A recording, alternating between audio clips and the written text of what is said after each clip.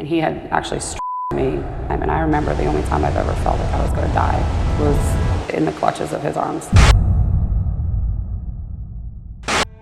They say that a bond between a father and his daughter is special. Dads are usually very overprotective of their girls and would do anything to keep them safe.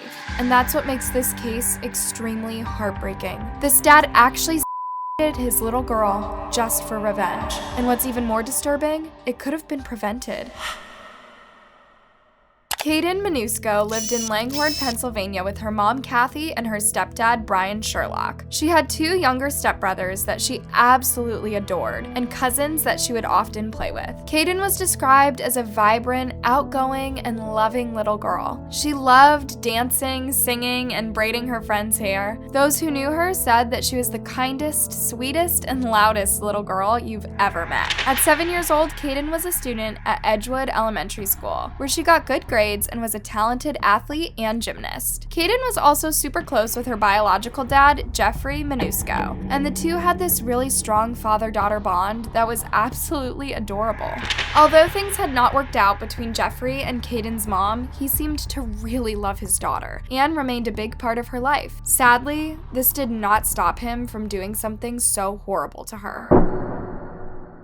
According to Jeffrey's sister Allison, Kayden was the only bright thing in her brother's life that had been troubled since childhood, and was made worse by his excessive drinking, self-medication, and violent outbursts.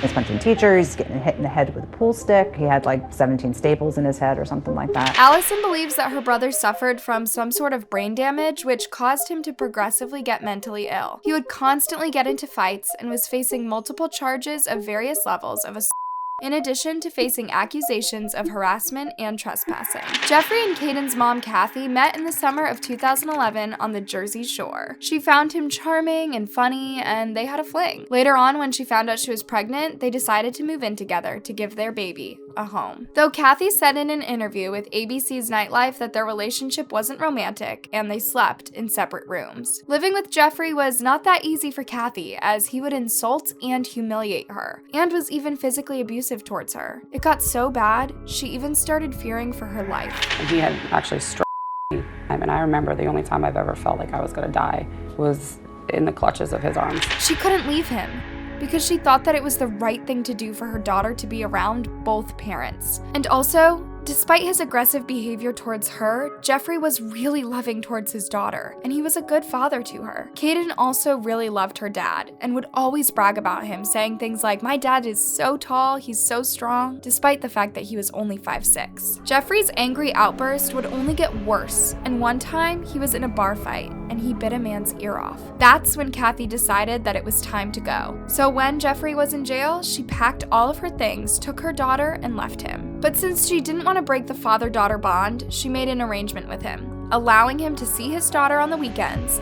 and he continued paying child support. Around this time, Kathy met and fell in love with Brian Sherlock, who became a strong father figure for Kayden. They had a beautiful wedding ceremony where Kayden served as the flower girl. Kayden bonded with her new stepdad, and according to Allison, her brother did not like this. He hated the fact that his daughter was happy in her new family and was excited about having a puppy and a new house. This really made him mad, and he even went to court to seek partial custody of Kayden. And this was just the beginning. Jeffrey was becoming more and more unpredictable. He was harassing Kathy and Brian, accusing them of all sorts of things, and even calling the police multiple times demanding that they go to Kathy's house and get Kayden. It actually got to the point that the police were like, "If you continue to harass us, you're going to be filed for charges." So he had to stop, but his violent tendencies continued to spiral out of control. And in one incident, he physically attacked his own mother in front of Kayden.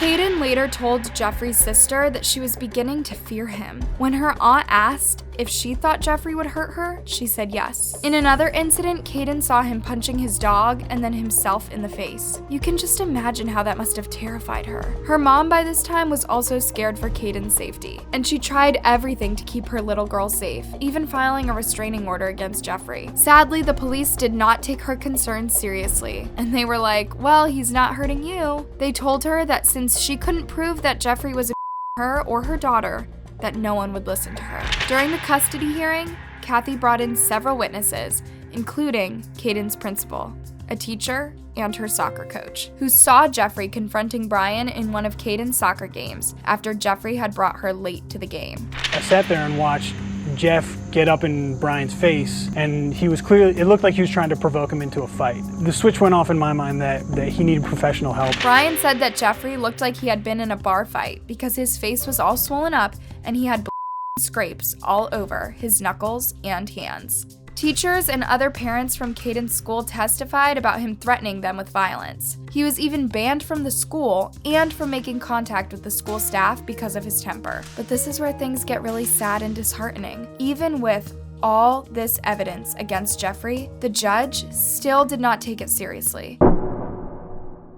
He ordered that both Jeffrey and Kathy undergo a psychiatric evaluation, saying that they both needed therapy. The court-appointed psychologist found that Kathy seemed to have anxiety, but Jeffrey was diagnosed with major depressive disorder, moderate with anxious disorder, and identified with narcissistic and antisocial personality traits. But despite all these red flags, the judge still felt that these were not reasons enough to stop Jeffrey from seeing his daughter. Even though Kayden had told a custody evaluator that she wanted to not spend as many days with my dad, the judge said that she did not strongly dislike him and was not scared of him. He said that since she wasn't being physically abused at that time, she should be allowed to carry on seeing him. In his ruling, he wrote, "Kayden presents as a happy kid with a generally normal relationship with both parents, despite the volatile relationship they have with each other." The custody evaluator recommended to the judge that Jeffrey's visitations should be supervised until he received mental health treatment. But the judge, while noting that Jeffrey's behavior was concerning,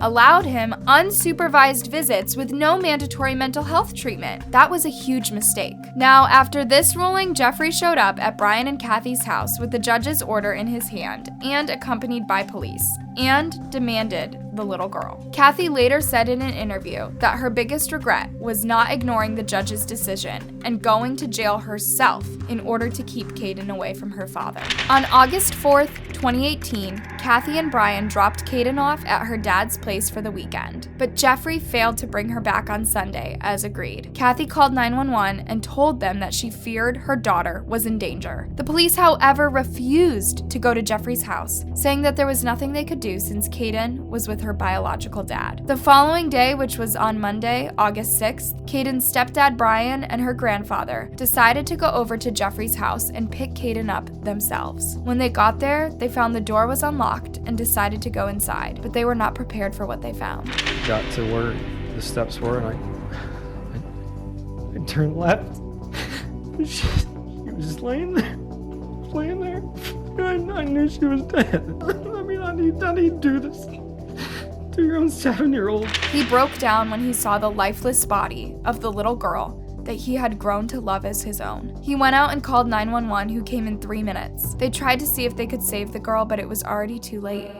Kayden was gone. The police also found Jeffrey dead in an upstairs bedroom. It was clear that he had taken his own life, but they could not tell how he did it. The autopsy report said that Kayden had been hit in the head with a weight 4 times before being suffocated with a plastic bag. Jeffrey had also left a vengeful note on her body saying, "The family got what they deserved." Kayden's death shocked the entire community, with family and friends asking why someone would do something so cruel to their own child. Her devastated family said that they always feared Jeffrey would harm Kayden, but prayed it would never be so extreme. We knew this was gonna happen one day, we just prayed it wouldn't. They blamed the police and the court for not taking the concerns seriously and for failing to protect Kayden. The systems failed us. My sisters fought for her custody for years. And they didn't listen to us. And they let him take her. And now she's gone. I just wish that the police, the courts, and that everybody would have done something to change this before it got to this point. Kathy was beyond devastated, and she could not help but feel that if someone had taken her seriously, her little girl would still be alive. The case gained international attention, with everyone calling for reforms on the laws protecting children. People were also outraged at the judge who allowed Jeffrey to have unsupervised visits, despite knowing about his criminal past and mental instability. An online petition was even started started, calling for his resignation, and it quickly gained popularity, with over 40,000 signatures. During Kayden's 8th birthday, Kayden's family and friends gathered outside Bucks County Justice Center and sang birthday songs for her, and also called for the removal of the judge. If he had just let her go with supervised visits, she would still be here today. Are the judge and the police to blame for what happened?